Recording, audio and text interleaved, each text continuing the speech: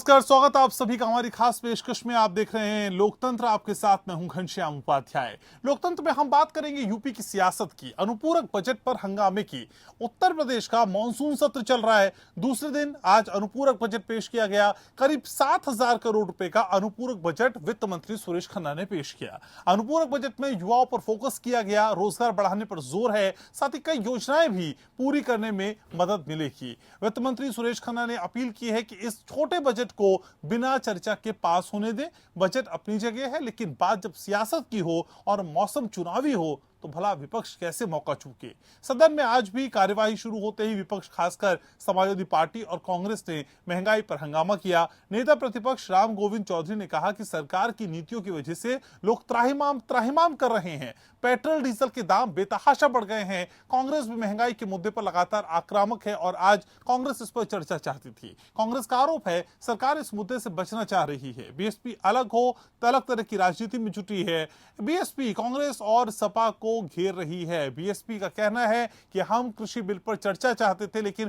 कांग्रेस और समाजवादी पार्टी के हंगामे की वजह से कार्यवाही स्थगित हो गई। बीएसपी ने आरोप लगाया कि दोनों दल बीजेपी को फायदा पहुंचाने में लगे हैं। जाहिर है सबके अपने अपने तर्क हैं, लेकिन मकसद एक ही है, किसी भी तरह चुनावी मौसम में जनता के दिल में जगह बनाई जाए। इसके लिए हंगामा ही क्यों ना करना पड़े। लेकिन सवाल यह है कि सदन में चर्चा जरूरी है या संग्राम।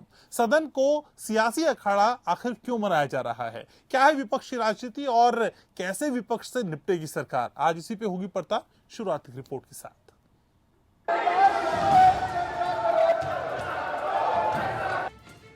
यूपी में सियासी घमासान तेज होता जा रहा है।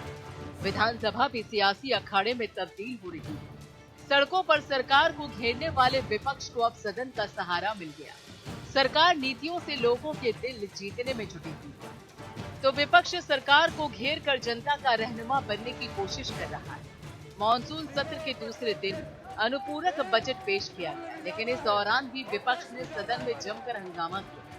वित्त मंत्री सुरेश कुमार खन्ना ने अनुपूरक बजट प्रस्तुत करते हुए कहा कि 7301.52 करोड़ रुपए का बजट है, जो मौजूदा वित्तीय वर्ष के लिए निर्धारित 5,50,000 करोड़ रुपए के वार्षिक बजट का 1.33%। उन्होंने कहा ये बहुत छोटा अनुपूरक बजट और अत्यंत जन कल्याणकारी है। वित्त मंत्री के मुताबिक अनुपूरक बजट में खास तौर से युवाओं को रोजगार के लिए 3,000 करोड़ रुपए की व्यवस्था, गन्ना मूल्य का भुगतान, अधिवक्ताओं के लिए सामाजिक सुरक्षा निधि, अम्बेडकर स्मारक और सांस्कृतिक केंद्र का निर्माण, आंगनबाड़ी आशा कार्यकर्ताओं चौकीदारों के मानदेय में वृद्धि, विद्युत व्यवस्था में सुधार, गौवंशीय पशुओं का रखरखाव, अयोध्या में सुविधाओं और पार्किंग की व्यवस्था और मूलभूत ढांचे में वृद्धि जैसी मुख्य बातें अनुपूरक बजट में शामिल। अभी ये कहेंगे कि हाउस चलाओ, सदन चलाओ, और देखिए जब सदन चल रहा है तब इतनी ये स्थिति है। नहीं, इनसे पूछे, खाद्यान्न पूरे प्रदेश में खाद्यान्न निःशुल्क बंट रहा है। पूरे प्रदेश में उत्तर प्रदेश सरकार की ओर से, माननीय मोदी जी की ओर से निःशुल्क खाद्यान्न नवंबर तक बंटेगा और इनको महंगाई दिखाई पड़ रही है। इस मौके पर वित्त मंत्री सुरेश खन्ना ने कहा कि 4.5 साल की सरकार में जनता का नजरिया बदला है। योगी सरकार ने नए रिकॉर्ड बनाए हैं और पुराने कई रिकॉर्ड तोड़े। उन्होंने अनुपूरक बजट को बिना चर्चा के पारित कराने की विपक्ष से अपील की। सदन की कार्यवाही शुरू होते ही नेता प्रतिपक्ष राम गोविंद चौधरी ने महंगाई का मुद्दा उठाया। उन्होंने कहा कि महंगाई चरम पर है, जनता परेशान है, त्रस्त है। उन्होंने कहा कि जनता त्राही कर रही है। जनता के जानलेवा हो गई है, जनता त्राही कर रही है, लोगों के घर में खाने के दाने नहीं है। आज 3 दिन पहले महंगाई पर चर्चा हो, आज महंगाई पर चर्चा हो, पहले आज महंगाई पर चर्चा हो, अध्यक्ष जी आज महंगाई पर चर्चा हो। इस पर मंत्री सुरेश खन्ना ने कहा कि देश में सबसे सस्ता डीजल पेट्रोल यूपी में सरकार मुफ्त खाद्यान्न बांट रही है। विधानसभा अध्यक्ष हृदय नारायण दीक्षित ने भी विपक्षी सदस्यों को समझाने की कोशिश की, लेकिन वो माने नहीं। वहाँ पर डीजल और पेट्रोल के में मूल्य भी ज्यादा है और टैक्स भी ज्यादा है। माने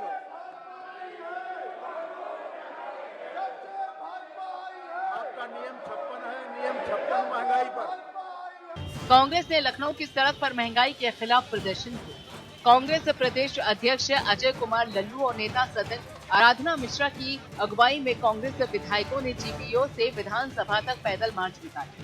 आराधना मिश्रा ने कहा कि हमने महंगाई पर विधानसभा अध्यक्ष से चर्चा की मांग की थी, लेकिन इसे कार्यसूची में 78वें नंबर पर रखा गया। सरकार चर्चा से भाग रही। जो बेरोजगार नौजवान रोजगार की बात करता है, सरकार कहती है संपत्ति जब्त कर देंगे। 3 काले कानून के खिलाफ किसान आंदोलनरत है। किसान अपने गन्ने का वाजिब रेट चाहता है, बकाया चाहता है। ये सरकार कहती है हम उनका संपत्ति जब्त कर देंगे। महिला सुरक्षा के लिए जब कानून व्यवस्था के लिए कांग्रेस लड़ाई लड़ती है, आम आदमी लड़ाई लड़ता है, ये सरकार कहती है कि संपत्ति जब्त कर लेंगे। आपको चाहे तो हमारी संपत्ति जब्त कर लो, हम उनकी आवाज को सड़क से लेकर सदन तक बुलंद करेंगे। ये गूंगी बहरी सरकार है, इनको जनता की आवाज नहीं सुनाई दे रही। जनता की आवाज जब जनता सुनाने की कोशिश करती है, किसान आंदोलन करता है, नौजवान बेरोजगारी की बात करता है, महिलाएं अपने हक की बात करती हैं, महंगाई पे संघर्ष होता है, तो सरकार बात नहीं सुनती। उनको डर दिखाती है कि हम तुम्हारी संपत्ति जब्त कर लें। तो आज हम ये कहने आए कांग्रेस के सभी सदस्य कि हम इन मुद्दों पे जनता के साथ हैं, जब्त करनी है तो हमारी संपत्ति जब्त करें। भाजपा की सरकार ने प्रदेश की जनता से संकल्प पत्र जारी करके कुछ घोषणाएं की थी, कुछ वादे किए थे। भाजपा की सरकार उसे पूरा नहीं कर सकी, लेकिन कांग्रेस पार्टी ने वादा किया था कि हम सड़क से लेकर सदन तक संघर्ष करेंगे, हम लड़ेंगे। कांग्रेस पार्टी अपने वादे के मुताबिक सड़क पर भी भारतीय जनता पार्टी को किसानों के मुद्दे जो न्याय दुगुनी करने की बात की जगा रही है। रोजगार देने की बात 70 लाख की थी, 7 लाख नहीं दे सके, उसे बता रही है। जिस तरह से पंचायत चुनाव में चीरहरण हुआ, लोकतंत्र की हत्या हुई, सरकार से माफी मांगने के लिए सदन में भी और सड़क में भी बस कर रही है। वहीं बसपा के सुर कुछ अलग ही सुनाई दी। बसपा विधायक शाह आलम उर्फ गुड्डू जमाली ने कहा कि वो कृषि बिल और महंगाई पर चर्चा कराना चाहते थे, लेकिन सपा और कांग्रेस ने हंगामा कर दिया, जिससे सदन स्थगित हुआ। उन्होंने सपा और कांग्रेस पर भाजपा की मदद का भी आरोप लगाया। जाहिर है विधानसभा चुनाव नजदीक और पार्टियां अपने अपने तरीके से सदन का इस्तेमाल करती हैं। सदन में मुद्दों पर चर्चा की बजाय विपक्ष हंगामा कर रहा है। सरकार पर भी विपक्ष की आवाज दबाने और मनमानी करने के आरोप लग रहे हैं। दरअसल सरकार नीतियों के बदौलत जनता का दिल जीतना चाहती है, तो वहीं पर विपक्ष सरकार को तमाम मुद्दों पर घेर ये जताना चाहता है कि सरकार ने कुछ नहीं किया। जाहिर है मौसम चुनावी है तो आरोप प्रत्यारोप लगेंगे, लेकिन सदन की गरिमा और लोकतांत्रिक मूल्य बने रहने चाहिए। Bureau report. और मेरे साथ कुछ खास मेहमान जुड़ रहे हैं चर्चा में। परिचय मैं आपका करा दूं, मेरे साथ राघवेंद्र सिंह जुड़ रहे हैं भारतीय जनता पार्टी से, विकास श्रीवास्तव मेरे साथ जुड़ रहे हैं कांग्रेस से, साथ ही साथ प्रोफेसर विवेक सिंह मेरे साथ जुड़ रहे हैं, राजनीतिक विश्लेषक हैं। आप सभी का बहुत बहुत स्वागत। सबसे पहले शुरुआत राघवेंद्र जी आप ही से।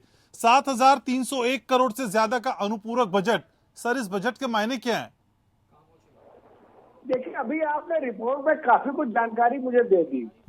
मैंने टेलीविजन के माध्यम से जानने का प्रयास किया था, तो उतनी जानकारी मुझे नहीं प्राप्त हुई थी जितनी आपने मुझे दे दी। तो मोटा मोटा तो ये है, जो नौजवानों के लिए रोजगार की जो 300 करोड़ की व्यवस्था की गई है, 3,000 करोड़ की, वो है। उसके बाद आंगनवाड़ी चौकीदारों के लिए मानदेय में जो व्रत की व्यवस्था की राघवेंद्र जी ये सारी जानकारी तो मैं अपने दर्शकों को बता चुका हूँ। राघवेंद्र जी ये जानकारी तो अपने दर्शकों को बता चुका हूं। मुझे तो वो समझना है जो बिहाइंड द कर्टेन है। सर ये अनुपूरक बजट सिर्फ बजट है या इसके पीछे की कोई और कहानी है? मुझे वो समझाइए सर। कितना प्रावधान आपने किस मद में किया ये तो बता दिया मैंने अपने व्यूवर्स को। जी देखिए, ये बजट जो होता है ये विकास के लिए होता है। हमारी सरकार जो है कोई हल्की राजनीति नहीं करती है। भारतीय जनता पार्टी जनता की सेवा करने के लिए है और लगातार जनता की सेवा कर रही है। पिछले 4.5 साल हम लोगों ने ईमानदारी से उत्तर प्रदेश की जनता की सेवा की है। ये अनुपूरक बजट जो आया है उसी श्रृंखला की एक कड़ी है। हम लोगों ने ईमानदारी के माध्यम से जनता की सेवा करने का प्रयास किया है और ये अनुपूरक बजट है। उसमें भी हम लोगों ने यही के इंफ्रास्ट्रक्चर को लेकर के, विकास के एजेंडे को लेकर के हम लोग ये बजट लाए हुए। इसमें कोई राजनीति ऐसी व्यवस्था नहीं है। हम लोग राजनीति नहीं इसको लेकर के कर रहे हैं। ये जैसे समाजवादी पार्टी या कांग्रेस के जो नेता हैं, सदन नहीं चलने देना चाह रहे हैं, वो जानबूझकर सदन नहीं चलने देना चाह रहे हैं, वो विषय पर चर्चा ही नहीं करना देना चाह रहे हैं। ये लोग जो है, भारतीय जनता पार्टी ने उत्तर प्रदेश में इतना विकास कराया है, उस विषय पे जाने ही नहीं देना चाह रहे हैं। भारतीय जनता पार्टी ईमानदारी। लेकिन सर, आपके विकास की गाथा पे अपोजिशन चर्चा करे, ऐसा क्यों सर? आपके कामों पे विपक्ष चर्चा करे, ऐसा क्यों? वो तो आपकी नाकामियों पे चर्चा करने की बात करते हैं ना। महंगाई की बात करते हैं, पेट्रोल डीजल की बात करते हैं, गैस सिलेंडर की बात करते हैं, कृषि बिल की बात करते हैं, किसानों की बात करते हैं। वो तो इस पे चर्चा करेंगे। आप बोलेंगे हमने सड़क बना दी, हमने प्रधानमंत्री योजना शुरू कर दी, हम उज्ज्वला ले आए, हम ये ले आए। इस पे चर्चा क्यों करेंगे सर? विपक्ष का तो अपना एजेंडा है। आप ये क्यों उम्मीद कर रहे हैं उनसे कि आपके विकास के कार्यों पर चर्चा की जाए? नहीं, देखिए, बेहतर होता है स्वस्थ विरोध की भूमिका का निर्वहन करें। उत्तर प्रदेश की जनता ने देखा है भारतीय जनता पार्टी ने किस तरीके से काम किया है। आजादी से लेकर आज तक उत्तर प्रदेश में मात्र 13 जो मेडिकल कॉलेज थे, हमारी सरकार ने 4.5 साल के अंदर जो है 32 मेडिकल कॉलेज उठा के खड़े कर दिए हैं। मात्र 4.5 की उपलब्धि, 4.5 वर्षों की उपलब्धि है। 11 एयरपोर्ट हम लोगों ने बनाए हैं, 4.5 लाख सरकारी नौकरियां दी हैं, 15,000 करोड़ रुपए जो है ऋण वितरण किया ओडीओपी के माध्यम से। इस तरीके से हमने जो है आपके लेजर पार्क बना रहे हैं, आपके डिफेंस कॉरिडोर बना रहे हैं, हम लोग फिल्म सिटी बना रहे हैं। इस प्रकार से लंबी फहरिस्त पे विकास की योजना को लेकर के हम लोग लगातार जनता की सेवा कर रहे हैं। ईमानदारी की बात तो यह, चाहे समाजवादी पार्टी के 2 कार्यकाल हो, चाहे बहुजन समाज पार्टी के 2 कार्यकाल हो, आकलन कर लीजिए, भारतीय जनता पार्टी के 4.5 साल उन सब में भारी पड़ेंगे। ठीक है, विकास जी भी मेरे साथ है कांग्रेस से। तो विकास जी, ये इतना बड़ा बजट जो 7,301 करोड़ का है, जिसे सप्लीमेंट्री बजट कहा जा रहा है, इस बजट के पीछे की कहानी आप क्या समझ पाते हैं? हालांकि आरोप आप पे यही है कि आप हाउस में चर्चा ही नहीं होने देते हैं, ना लोकसभा में, ना राज्यसभा में, ना विधानसभा में। सर, ये बहस करने की आदत क्या है सर? देखिए, कांग्रेस के ऊपर ये आरोप जो लगा रही है सरकार, इसके पूरी तरीके से मैं इसका खंडन करता हूँ, क्योंकि महंगाई, बेरोजगारी, किसानों की बदतर हालत बड़ा विषय है। सदन में, लोकसभा में भी माननीय राहुल गांधी जी अफगानिस्तान, पाकिस्तान और चाइना के साथ हमारे जो रिश्ते हैं उस पर, पेगासस पर, बहुत अहम विषयों पर चर्चा करना चाहते थे। अभी आपने देखा क्या घटनाक्रम है हमारे पास अफगानिस्तान में क्या चल रहा है। प्रधानमंत्री ने गुमराह रखा, और आज जब स्थितियां सामने है तो सड़कों पर टीवी चैनलों में डिस्कशन हो रहा है, जबकि इसका महत्वपूर्ण स्थान होता है सदन। जिम्मेदारी से भाग रही है सरकार, चाहे वो केंद्र की रही हो, चाहे राज्य की सरकार रही है। महंगाई और बेरोजगारी जिस तरीके से फिर उठा रही है, समाज में जिस तरीके से विसंगति का माहौल है, जिस तरह युवाओं में फ्रस्ट्रेशन का माहौल है, जिस तरह किसान आत्महत्या कर रहे हैं, इन विषयों से चर्चा न करके आप अनुपूरक बजट के नाम पर एक लोक लुभावन बातें करते हैं, जिसमें न कुपोषण से कोई बातचीत हुई है, न बेरोजगारी का कोई हल निकाला गया है। उत्तर प्रदेश बाढ़ से पूरी तरह प्रभावित है। बाढ़ राहत को लेकर के सरकार का कोई भी कदम नहीं दिखाई पड़ रहा है। टीवी चैनलों से बाढ़ से संबंधित तमाम सारे खबरें खत्म है। बाढ़ नदियों के किनारे तटबंध कटते चले जा रहे हैं। लाखों लोग बेघर परेशान है, उनके मवेशी जानवर हमने उस पर कोई डिस्कशन नहीं चल रहा है। बेरोजगारी पर कोई डिस्कशन नहीं चल रहा है, और सिलेंडर का रेट अभी भी 25 रुपया बढ़ गया है। उज्ज्वला के नाम पर आप लोहे का सिलेंडर को भरा दे रहे हैं और वो भरा नहीं जा रहा है। इस पर कोई डिटेलिंग नहीं हो रही है कि कितने सिलेंडर पर मंथ भरे जा रहे हैं। सर, लेकिन इतने अहम मुद्दों को आप शोर में जाया कर देते हैं ना। आप सिर्फ शोर मचाते हैं, हंगामा करते हैं, हल्ला गुल्ला करते हैं सर, उसमें ये मुद्दे दब जाते हैं। इन मुद्दों पे चर्चा ही कहाँ हो पा रही है? घनश्याम जी, मैं अपनी बात रख रहा हूँ और आप वही बात पलट के बोल दिया जिस बात को आपने पूछा। जब आपने प्रश्न कर लिया, मुझे अपनी बात रखने दीजिए ना। 1 मिनट का समय मिलता है, अगर हम उसको अपनी बात रखेंगे, 2 लोग 3 लोग बोलेंगे तो हंगामा लगने लगेगा। तथ्यात्मक तरीके की बातें जब हो रही हो, शिक्षा बजट कहा गया, बेरोजगारों के लिए क्या बजट है सरकार के पास, बाढ़ के लिए सरकार के पास क्या बजट है, कुपोषण से उत्तर प्रदेश ट्राई कर रहा है, कुपोषण में कटौती की गई है। केंद्र ने कुपोषण के बजट में कटौती किया है। पिछले बजट में राज्य सरकार ने भी जो बजट घोषित किया था, मूल बजट, उसमें कटौती की गई है, उसका पूरा इस्तेमाल नहीं हो पाया। मिड डे मील में बच्चों को राशन नहीं मिल पा रहा है, पका हुआ खाना नहीं मिल पा रहा है। इसके बाद बावजूद सरकार झूठे आंकड़े प्रस्तुत कर रही है। एक भी हॉस्पिटल ऐसा नहीं है जहां पर पीएम केयर फंड से और जो कोरोना का बजट था उससे जो आई वेंटिलेशन की मशीन, अभी पीजीआई के डॉक्टरों की रिपोर्ट है, मानक के बिक्री का वो सारी खाली मशीन है, इसको चलाने के लिए स्टाफ नहीं है, आपके पास डॉक्टरों का अभाव है, कोरोना की तीसरी लहर सामने खड़ी हुई है, कोई इंतजाम आपके पास नहीं है, और उसके बाद इन जरूरी मुद्दों पर आप बहस नहीं करेंगे तो सदन आपका केवल प्रचार प्रसार का माध्यम है। हम बात कर रहे हैं अनुपूरक बजट की, जिसको यूपी सरकार ने पेश किया और उसको लेकर कई सारी बातें अब विपक्ष करता हुआ नजर आ रहा है। विपक्ष का कहना है कि देखिए, इस तरह के बजट से सिर्फ चुनावी फायदा लेने का प्रयास किया जा रहा है। मेरे साथ प्रोफेसर विवेक सिंह भी राजनीतिक विश्लेषक हैं, लेकिन इस बीच समाजवादी पार्टी की प्रवक्ता सुमैया राणा मेरे साथ जुड़ गई हैं। सुमैया जी, स्वागत आपका। सुमैया जी, आपको क्या लगता है इस बजट के पीछे असल में कौन सा वो ध्येय है जो सरकार साधना चाहती है? 7,301 करोड़ से ज्यादा का अनुपूरक बजट, इसके पीछे की स्ट्रेटेजी क्या हो सकती है मैम?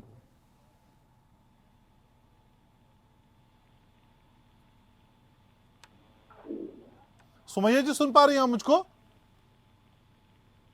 चलिए, आप मैम ऑडियबल हूं मैं, आप सुन पा रही हैं मुझको? जी जी जी जी, सुनाई दे रहा है मुझे। सप्लीमेंट्री बजट के पीछे की कहानी क्या है मैडम? ये चुनावी साल में फायदा लेने का प्रयास है क्या? बिल्कुल, भारतीय जनता पार्टी ने हमेशा यही काम किया है कि जनता को वलगलाने का काम किया है। ये अनुपूरक बजट जो ये इतना लंबा चौड़ा लेकर के आएंगे, ये कितना जमीन पर दिखाई देगा, किस तरह ये पूरा करेंगे। जिस तरह इन्होंने एक इसमें क्लॉज दिया है कि ये गोवंश जो छुट्टा जो जानवर है, मवेशी घूमते हैं, उनके लिए इन्होंने बजट पारित किया है। जबकि इस वक्त अगर देखा जाए तो उत्तर प्रदेश में जिस तरीके से मवेशी खुली सड़कों पर घूम रहे हैं, एक्सीडेंट हो रहे हैं। अभी हम लोग आ रहे थे कहीं से तो पूरे रास्ते में सिर्फ गाय और गाय दिख रही थी। तो ये क्या चीज कर रहे हैं पूरा मुझे नहीं मालूम। किसानों के लिए एक तरफ ये विरोध करते हैं, फिर कृषि के लिए ये बजट में दिखाते हैं कि ये करना है। तो कुल मिला करके पूरा जो इनका जो स्ट्रक्चर है पार्टी का, वो सिर्फ लोगों को बहकाने का है, जमीनी स्तर पर कुछ नहीं है। और क्योंकि चुनाव आने वाले हैं, इसलिए ये कुछ ऐसा करना चाह रहे हैं कि लोग ये समझे कि शायद भारतीय जनता पार्टी बहुत कुछ करने वाली है, जबकि जमीनी तौर पर न इन्होंने कुछ किया था और न कुछ करेंगे। ये क्या किसी सरकार में पहली बार अनुपूरक बजट आया है मैम? क्या आपकी सरकार में अनुपूरक बजट के लिए कोई व्यवस्था नहीं थी? तब सप्लीमेंट्री बजट नहीं आया करते थे? देखिए, बिल्कुल मैं एक बात बता दूं कि हमारी सरकार रही है जब हमने हर वर्ग हर चीज का ख्याल रखा है। जरूरी नहीं है कि हर चीज पूरी हो सके, उसको हर अगली सरकार में, जब हमारी अगली सरकार बनेगी, जो कमियां हमारी सरकार में रह गई थी उसको जरूर पूरा किया जाएगा। लेकिन पूरा करने का मतलब उसको पूरा करना होगा, सिर्फ कुछ दिखा करके आए ना, सिर्फ लोगों को वलगलाना नहीं होगा कि आप सदन में कुछ और बात करते हैं और उसके बाद जब बजट लाते हैं तो आप ऐसा दिखाते हैं कि आप बहुत फिक्रमंद हैं। उसका सबसे बड़ा जो एक एग्जाम्पल है वो किसान है। आप देख लीजिए कि किस तरीके से गाय के मामले में ये कितना ज्यादा सेंसिटिव होते हैं और उन्हीं गायों को किस तरह पन्नियां खा के, प्लास्टिक खा के वो परेशान और सड़कों पर घूम रही हैं, जिनकी ना खाने की व्यवस्था है ना पीने की। क्या उनको पकड़ करके जो ये बनाए गए हैं हर तहसील में, हर जिले में, वो क्यों टहल रही है सड़कों के ऊपर? कहाँ है इनका वो सिस्टम? ठीक है, तो आप कह रहे हैं दावों के इतर इनकी कथनी और करनी होती है, जिसका असर हम सड़कों पे भी देख पा रहे हैं। ठीक है मैम, आप मेरे साथ बनी रहिए। प्रोफेसर विवेक सिंह मेरे साथ हैं। प्रोफेसर विवेक, तमाम राजनीतिक प्रतिक्रियाओं के बाद आपके पास आने का मकसद यही होता है कि एक न्यूट्रल विश्लेषण हो पाए सर, एक ऐसा विश्लेषण हो पाए जिसके जरिए हम समझ पाए कि अनुपूरक बजट को लेकर जितना हंगामा हो रहा है, क्या ये हंगामा जायज है? क्या वाकई अनुपूरक बजट एक चुनावी खिलौना है जिसका सरकार इस्तेमाल कर रही है? देखिए घनश्याम भाई, अनुपूरक बजट कोई नया नहीं है, हर सरकारें लाती रही हैं और इस सरकार ने भी लाया है। अगर हम बात करें तो लगभग 7,300 करोड़ का जो अनुपूरक बजट है, इसमें आप देखिए तो युवाओं का पर और किसानों पर फोकस किया है।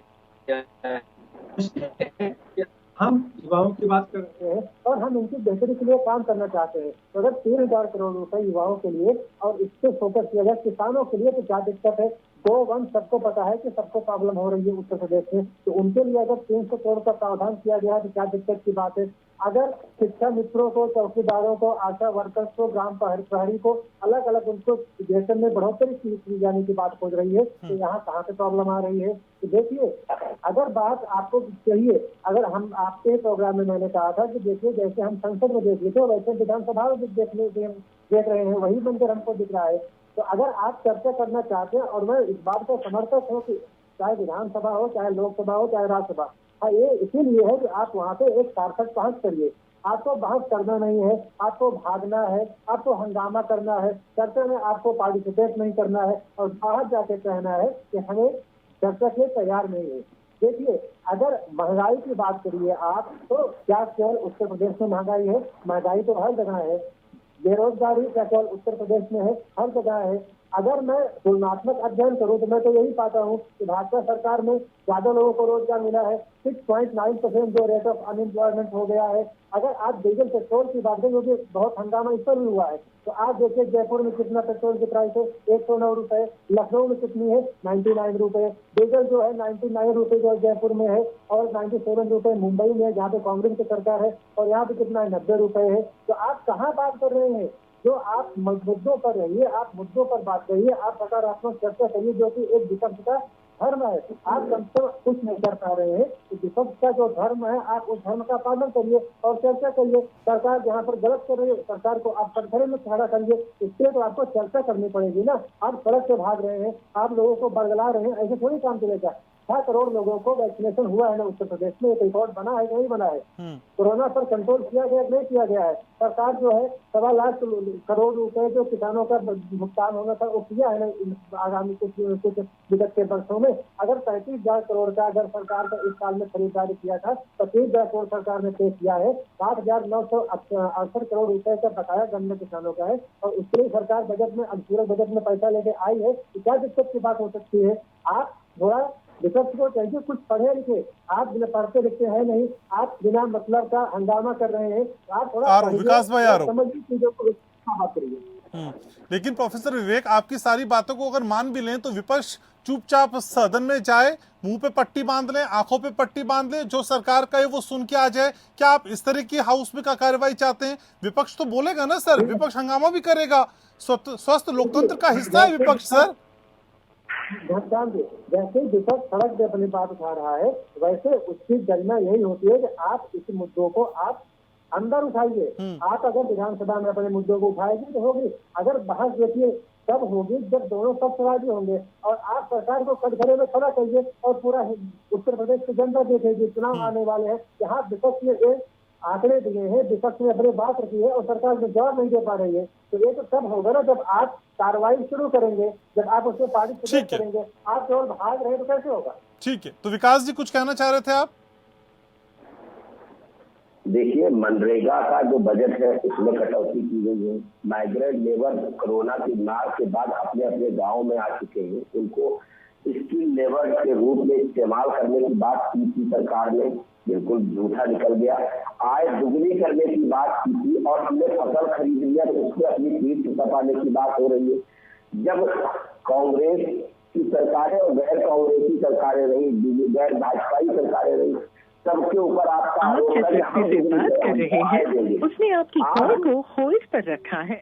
प्रदेश के अनुपूरक बजट की जिसको विधानसभा में पेश किया गया, उसके बाद कई तरह के राजनीतिक रिएक्शंस मिल रहे हैं जिस पर हम चर्चा करने का प्रयास आज कर रहे हैं। विकास जी अपनी बात पूरी करिए, ब्रेक से पहले आप कुछ कह रहे थे, प्लीज कंप्लीट योर सेंटेंस। देखिए, मनरेगा के बजट में लगातार कटौती की गई है। जो लेबर बाहर से हमारे उत्तर प्रदेश में आए, करीब 24 लाख के ऊपर से, उनको समायोजित करने और उनको स्किल के आधार पर प्रदेश में कहीं समायोजित करेंगे, उसको लेकर कोई बजट नहीं है। पिछला जो बजट इन्होंने पेश किया था, उस बजट की भी अभी तक इन्होंने पूरी तरीके से उसको खर्च नहीं किया। कुपोषण को लेकर जो बजट था उसमें कटौती की गई है और तमाम सारी जो बातें कर रहे हैं, आंगनबाड़ी कार्यकर्तियों के लिए बजट 92 में बढ़ोतरी करा रहे हैं, रसोइयों के लिए बढ़ोतरी करा रहे हैं, इसका हम स्वागत करते हैं। पर इसके बाद भी सच्चाई क्या है? सच्चाई ये है कि कोरोना काल में सबसे ज्यादा मार अगर किसी को झेलनी पड़ी है तो इसी वर्ग को झेलनी पड़ी है। और उनके साथ साथ मिड डे मील का जो भोजन था, जो पका हुआ भोजन बच्चों तक पहुंचना था, उसके हालात इतने बुरे हैं कि कुपोषण में उत्तर प्रदेश नंबर 1 पर पहुंच चुका है। तमाम सारे आवश्यक बजट में कटौती की गई है। खेल को लेकर उत्तर प्रदेश ने कोई भी प्रोत्साहन का कार्य नहीं किया है। अब पुरस्कार के लिए बजट है, अनुपूरक बजट। कितनी शर्मनाक बात है कि उत्तर प्रदेश सरकार के पास बजट में कोई प्रावधान नहीं था खेल के लिए। आज ये जो ओलंपिक में खिलाड़ी आए हैं उनके लिए अलग से बजट बनाया जा रहा है। सड़कों की बात आ रही है तो 2 प्रमुख हाईवे के लिए बता रहे हैं, पर उत्तर प्रदेश का 24 करोड़ की जनता जहाँ रहती है वो गांव में रहती है। पीने के पानी की समस्या है, बिजली आपने कहा था 24 घंटे देंगे, बिजली की समस्या है, सिंचाई की सबसे बड़ी समस्या है। उसको लेकर आपके पास किसानों के लिए राहत का कोई 90 रुपए का 100 रुपए का डीजल लेकर के वो फसलें उगाएगा, 15 किलो चावल गेहूं बेचेगा तो 1 किलो सरसों का तेल खरीद पाएगा। ठीक है सर, इस पर बात नहीं करोगे। सदन का मतलब क्या है? केवल हम आपकी सुने और हम विपक्ष हाथ जोड़ के केवल खड़ा रहे आपके सामने, और आप झूठा वादा पब्लिक से आपने 4.5 साल तक किया, एक भी वादे पर आप सुन लेते। ठीक है, जवाब विकास जी बहुत लंबा हो गया, जवाब ले लेते।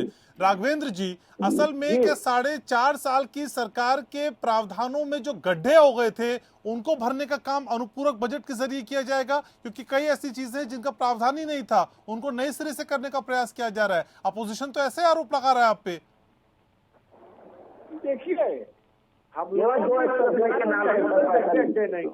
पहले दिन से कसा कसाया बिल्कुल हम लोगों का काम चल रहा था। पहले दिन से ही हम लोग पूरा काम कर रहे हैं, ऐसी कोई बात नहीं है भाई। ये सदन में चर्चा क्यों नहीं कराते? विकास जी एक एक करके विकास जी शोर में सर एक एक करके आप बोल रहे थे, सब सुन रहे थे ना, अब सुन लीजिए। राघवेंद्र अभी जो है चर्चा कर रहे थे हमारे समाजवादी पार्टी की प्रवक्ता सुमैया जी, कह रहे थे उत्तर प्रदेश की सड़कों पर गाय घूम रही है। भाई ये बताइए, आपकी भी सरकार थी तब गाय क्यों नहीं घूमती थी? भाई गाय आप लोग उत्तर प्रदेश में हजारों स्लॉटर हाउस ऐसे थे, रात में गाय काट दी जाती थी। भारतीय जनता पार्टी सरकार ऐसी नहीं है कि गायों का बिल्कुल काट दी जाए।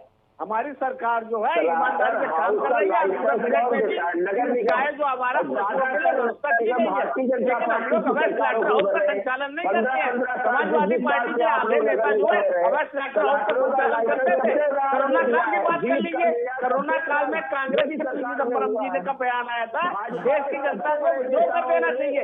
ये लोग राष्ट्रवादी नेता है, कांग्रेस की वैक्सीन है, वैक्सीन को फेंकना नहीं चाहिए, गड्ढों में दबा देना चाहिए। कांग्रेस की पंजाब सरकार जो है, हमारी केंद्र की सरकार वैक्सीन उपलब्ध कराती थी और ये लोग महंगे दामों पर जो प्राइवेट नर्सिंग होम को बेचते थे। ये तो इनकी कार्यप्रणाली है। समाजवादी पार्टी के अखिलेश यादव कहा करते थे ये भारतीय जनता पार्टी की वैक्सीन है, मैं इसे नहीं लगवाऊंगा। उनके कार्यकर्ता इटावा में हमारे जो योगी आदित्यनाथ जब दौरे पर जाते थे तो गंगाजल से हवाई पट्टी छिड़कने का काम करते थे। समाजवादी पार्टी और कांग्रेस और बहुजन समाज पार्टी कोरोना काल में। विकास जी आप पैरेलल मत बोलिए प्लीज सर, कुछ समझ में नहीं आ रहा है। विकास जी मत बोलिए, कुछ समझ में नहीं आ रहा है सर, एक एक करके बात कर लीजिए। आप लोग स्काइप पे सर, वैसे ऑडियो क्लियर नहीं है, एक एक करके बोलिए प्लीज सर। राघवेंद्र जी देखिए, अब असल में आवाज थोड़ी सी खरखरा भी रही है, मैं अपनी तरफ से बोल रहा हूँ, उधर से क्या बोला जा रहा है क्षमा करिएगा, मुझे सुनाई नहीं पड़ रहा है। भारतीय जनता पार्टी के कोरोना काल की मैं बात करना चाहता हूँ। हमारी जब कोरोना का काल आया 7 टेस्ट हुआ करते थे, आज की तारीख में कोरोना के 3.5 लाख टेस्ट पर डे होने की 2000 वैक्सीन सेंटर उत्तर प्रदेश में काम कर रहे हैं। अरे 20 में वादा किया था 5 करोड़ से ऊपर वैक्सीन लग चुकी है उत्तर प्रदेश में। उत्तर प्रदेश जो है WHO ने उत्तर प्रदेश की 2 बार तारीफ की है। आपसे प्रमाण पत्र की आवश्यकता नहीं है। आप लोगों ने जिस प्रकार काम किया है वो जगजाहिर है। मैं बता दूंगा का बयान, प्रियंका गांधी का किस प्रकार से काम किया, आपने पंजाब सरकार ने किस काम किया कोरोना काल में, ठीक है, ये बताने की आवश्यकता नहीं है श्रीमान जी। राघवेंद्र जी विपक्ष के द्वारा किया गया शोर तो आपके लिए फायदेमंद होता है ना सर? इस शोर की आपदा को आप अवसर में बदल लेते हैं और जो आपको करना होता है वो कर लेते हैं। संख्या बल भी आपका स्ट्रांग है, तो विपक्ष की तो जरूरत आपको महसूस ही नहीं होती। इस शोर को तो आपदा में अवसर बदलने का तरीका आपको आता है ना सर? देखिए, वास्तविकता तो ये लोग विपक्ष की भूमिका का निर्वहन जानते रहिए, विपक्ष का क्या काम होता है। अच्छा। भारतीय जनता पार्टी केंद्र में भी विपक्ष की भूमिका में रही है, लंबे समय तक रही है। उत्तर प्रदेश में भी विपक्ष की भूमिका में रही है, लंबे समय तक रही है। हम लोग सड़कों पर भी संघर्ष करते थे, सदन में भी छाती ठोक के चर्चा करते थे। ये लोग सदन में चर्चा करने वाले नहीं है। लोकसभा में अभी दिखाई पड़ गया क्या ये लोग कर रहे हैं, सदन में भी ये लोग यही करते हैं। भारतीय जनता पार्टी की चाहे केंद्र की सरकार हो चाहे उत्तर प्रदेश की सरकार हो, ईमानदारी से काम करते हैं ये लोग। पूछने की स्थिति में नहीं है आपकी तारीख वाली है। डिस्टर्ब मत करिए भाई, मैं जानता हूँ आप लोग डिबेट को विकास जी, करने का काम करते हैं, विकास जी, करते हैं। विकास जी, यहाँ भी शोर ही होगा क्या? के मुद्दे पर यहाँ तुम चर्चा करने बैठे हैं, यहाँ तो शोर मत करिए सर, यहाँ तो चर्चा होने दीजिए, यहाँ शोर मत करिए। मैं आपसे कई बार दरख्वास्त कर चुका हूँ सर, आवाज दोनों लोग साथ बोलते हैं तो समझ में नहीं आती है। करना जानते हैं और मुझे डिबेट डिस्टर्ब करते हैं। ठीक है, सुमैया जी भी मेरे साथ है। सर आ रहा हूँ, सुमैया जी भी मेरे साथ है। सुमैया जी, असल में संग्राम सदन को सियासी अखाड़ा आखिर क्यों बनाया जा रहा है? असल में चर्चा करने के लिए हाउस है या संग्राम करने के लिए? कई बार ऐसा लगता है कि सदन सियासी अखाड़ा हो गया। मैडम, मैं ये कहना चाह रही हूँ कि अभी जो बीजेपी के प्रवक्ता बोल रहे थे, मैं उनको सुनने के बाद तो ये साफ हो जाता है कि बीजेपी का हाल ये है कि मीठा मीठा गप गप और कड़वा कड़वा थू थू। यानी कि आप वैक्सीनेशन की तो बात कर रहे हैं, लेकिन कोरोना काल में हुई मौतें, कोरोना काल में हुई बर्बरता जो सरकार ने ध्यान नहीं दिया, कोरोना काल में जो कुछ इनकी तरफ से लापरवाही हुई है जिसकी वजह से सड़कों पर लोग ऑक्सीजन लेके बैठे हुए थे, कितने ऑक्सीजन के बिना मर गए, ये उसकी बात नहीं करते हैं। ये बात सीधे करते हैं वैक्सीनेशन की। और समाजवादी पार्टी ने कभी ये नहीं कहा कि ये, जब भारतीय जनता पार्टी की तरफ से ये बात आई कि ये बीजेपी की वैक्सीन है, राघवेंद्र जी ऐसे नहीं। आप कौन होते हैं वैक्सीन पर अपना ठप्पा लगाने वाले? ये वैक्सीन भारत की है, भारत के साइंटिस्ट। अरे कहाँ ठप्पा लगाया भाई? ठप्पा तो आपने लगाया, हमने कहाँ ठप्पा लगाया? आपने कहा भारतीय जनता पार्टी की वैक्सीन है, क्या हमारे कार्यालय में वैक्सीन बनी? राघवेंद्र जी, जब आपको अपनी बारी में किसी का बोलना अच्छा नहीं लगता तो आप मत बोलिए ना। ठीक है, आप सभी मेरे साथ। ऑक्सीजन पे अपना ठप्पा, आप वैक्सीन पर अपना ठप्पा, यानी कि भारत का कुछ नहीं है जो कुछ है बीजेपी का है, इसलिए बोला गया था। नॉलेज को थोड़ा बढ़ाइए अपनी, और थोड़ा सा वैक्सीन से पहले की भी स्थिति पर जाया करिए, उसको भी विजुअलाइज करिए और देखिए कि किस तरह तड़प तड़प कर लोग मरे हैं। प्रोफेसर विवेक, जितनी भी घोषणाएं की जाए, उन घोषणाओं का मतलब तब तक नहीं रह जाता जब तक उसका सही प्रबंधन ना हो। प्रबंधन की दिशा में सरकार किस ओर जाती दिखाई देती है? क्या हम माने कि प्रबंधन को लेकर जो ब्लूप्रिंट पेश किया जाता है या जो सरकार की नीतियों में है वो सही है? देखिए घनश्याम जी, अगर हम प्रबंधन की बात करें तो चाहे कोई भी सरकार हो, 100% तो कोई परफॉर्म नहीं कर पा रही है। ये तो एक कटु सत्य है, वो चाहे बीजेपी की सरकारें हो या चाहे वो कांग्रेस की हो या कोई अन्य पार्टी की हो। देखिए, एक बड़ा मुद्दा यहाँ पे यह है कि कोई भी सरकार हो, हर सरकारों में अपनी प्रॉब्लम है। उत्तर प्रदेश की जो सरकार है उसमें भी प्रॉब्लम है। आलोचना होनी चाहिए, लेकिन विपक्ष को आलोचना करनी चाहिए, लेकिन आपके पास तथ्य होना चाहिए, आपके पास आंकड़े होने चाहिए। और अगर आप उस आधार पे आलोचना करोगे सरकार की, तो लोग आपकी बात को समझेंगे और आपकी बात में वजन होगा। रही बात जो है, एक समस्या तो है ही कि सरकार अपनी उपलब्धियों को ना तो जनता तक लेके जा पा रही है, यह भी सच्चाई है, और विपक्ष सरकार की फेलियर को भी जनता तक नहीं पहुंचा पा रहा, ये भी एक कड़वी सच्चाई है। अब देखिए, कोविड का जो सेकेंड वेव आया था उसमें कोई दो राय नहीं है कि समस्याएं उत्तर प्रदेश में हुई। 24 करोड़ लोग हैं, सबसे ज्यादा लोग यहीं पर है, समस्याएं हुई। लेकिन अगर समस्या हुई तो उसका समाधान भी ढूंढा गया। अगर एक दिन में 40,000 ज्यादा केसेज आए गए तो आज आप उत्तर प्रदेश का आप मैं डेटा अगर देखता हूँ तो मुझे बड़ी खुशी होती है कि उत्तर प्रदेश में नंबर ऑफ केसेज बहुत कम आ रहे हैं। अगर ऑक्सीजन से लोगों की परेशानी हुई तो ऑक्सीजन प्लांट भी लगाए गए, तो काम सरकार ने किया। लेकिन अगर अभी सुमैया राणा जी बोल रही थी कि हम वैक्सीनेशन की बात क्यों करते हैं, देखिए वैक्सीनेशन की बात तो होगी ना, क्योंकि यही तो एक सुरक्षा कवच है, क्योंकि हमें कोरोना से आगामी जो हो सकता है थर्ड वेव आए या ना आए उससे हमको बचा सकता है। तो वैक्सीनेशन की बात तो होगी। और उत्तर प्रदेश सरकार ने कम से कम वैक्सीनेशन में तो अच्छा काम किया है। तो कहीं तो सरकार ने अच्छा काम किया है, कहीं तो सरकार ने अच्छा काम नहीं किया है। अब विपक्ष का यही सबसे इम्पोर्टेंट कार्य है कि सरकार ने जहां पर अच्छा काम नहीं किया है उसको तथ्य और आंकड़ों के साथ सरकार को घेरे, वहां पर उससे जवाब मांगे। और सरकार को, मैं बता रहा हूँ, सरकार को कुछ ऐसे तथ्य हैं, कुछ ऐसी फील्ड है जहाँ पे सरकार को मुश्किल हो जाएगी उसको समझाने में, उसको आंकड़े देने में, उसको प्रूव करने में।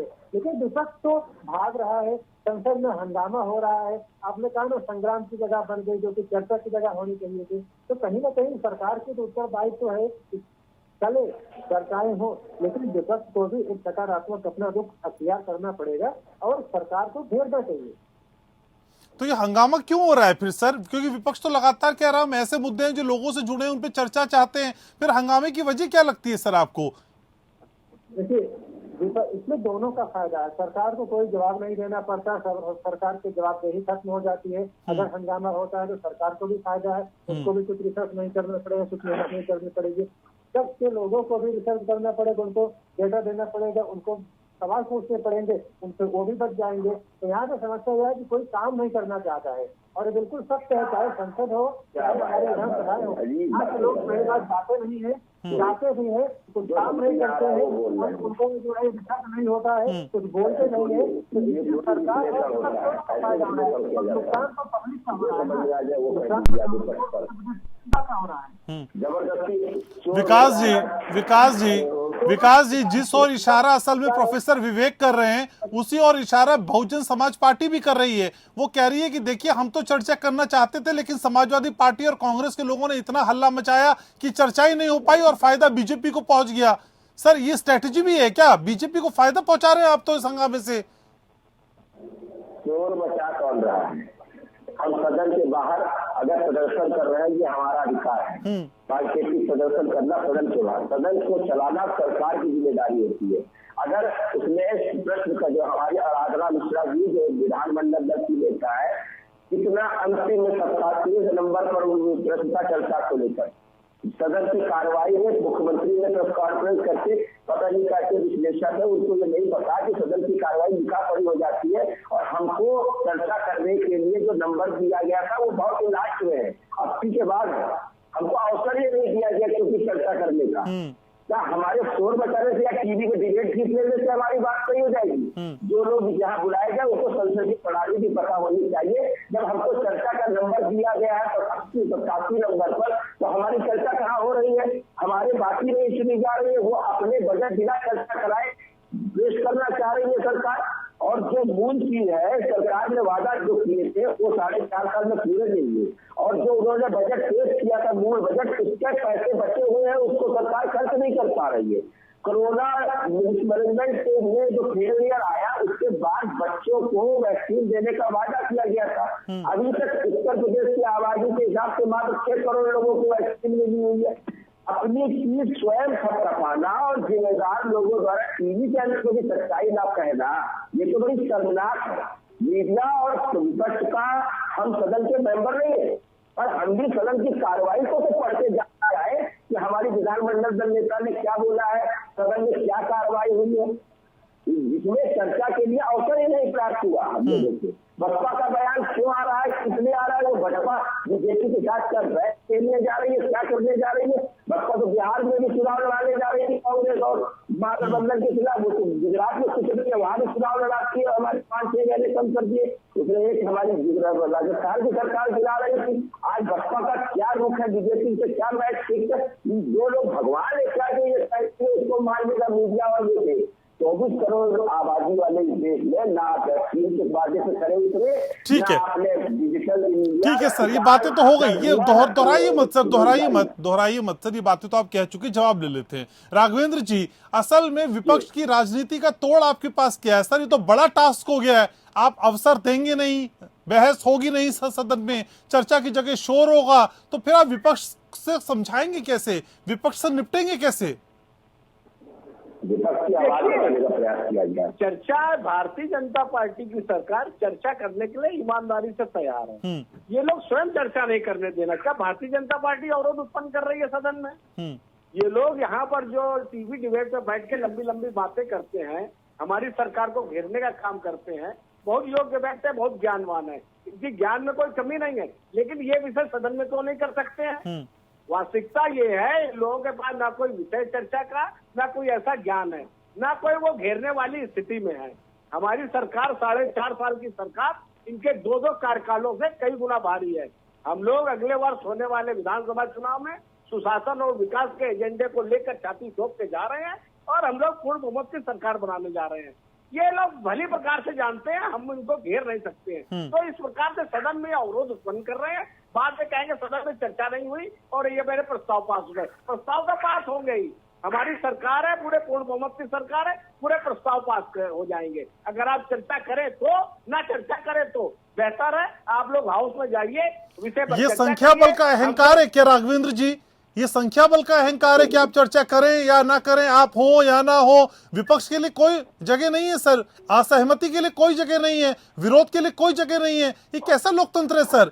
ये संख्या बल का अहम है क्या? नहीं देखिए, ये उससे पूछिए, ये अहंकार उनको है कि हमको है? हम तो तैयार है सदन के लिए, सदन चल रहा है, चर्चा करें आके। भाई हम क्या चर्चा में अवरोध हम उत्पन्न कर रहे हैं, ये लोग उत्पन्न कर रहे हैं? भाई ये लोग अगर चाहते हैं विषय पर चर्चा हो तो ये लोग जाकर के अपना विषय पर अपनी आवाज उठाएं। ठीक है सुमैया जी भी मेरे साथ है। ठीक है राघवेंद्र जी, हो गई बात, हो गई। सुमैया जी, क्या असल में हर पार्टी अपने अपने तरीके से सदन का इस्तेमाल कर रही है? कोई शोर मचा के, कोई अवसर ना दे के, कोई हल्ला करके, कोई पेपर फाड़ के अपने अपने ढंग से इस्तेमाल किया जा रहा है क्या मैडम हाउस का? सुमैया जी आप है मेरे साथ? चलिए इस बात का जवाब प्रोफेसर विवेक से लेते हैं। प्रोफेसर विवेक, क्या अपने अपने तरीके से इस्तेमाल किया जा रहा है हाउस का? संक्षेप में सर। देखिए घनश्याम जी, यह बहुत दुर्भाग्यपूर्ण बात है कि ऐसा कहना कि विपक्ष हो या ना हो, विपक्ष कुछ काम करे या ना करे, विपक्ष चर्चा करे या ना करे, हम जो हमको करना है हम उसको करते रहेंगे, विधेयक हम पास करते रहेंगे।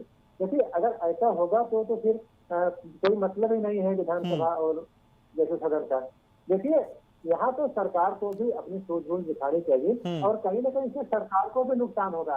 अगर आप अपनी बात संसद में, अपनी बात आप विधानसभा में नहीं कर रहे हैं तो आप, इसका मतलब कि आप जनता को आप एक मैसेज नहीं दे रहे हैं कि आप कर क्या रहे हैं। बिल्कुल, इसको लोगों के साथ बिल्कुल। तो दोनों तरफ से बराबरी के हाथ उठने चाहिए, लेकिन कोशिश कहां से हो, शुरुआत कहां से हो, इसी का इंतजार जनता भी कर रही है। कम से कम शोर शराबा वो सदन में नहीं देखना चाहती है। बहुत शुक्रिया आप सभी खास मेहमानों को आने के लिए, चर्चा में जुड़ने के लिए, अपनी राय रखने के लिए। तो लोकतंत्र में आज के लिए बस इतना ही। कल एक नए विषय के साथ फिर हाजिर होंगे, तब तक के लिए नमस्कार।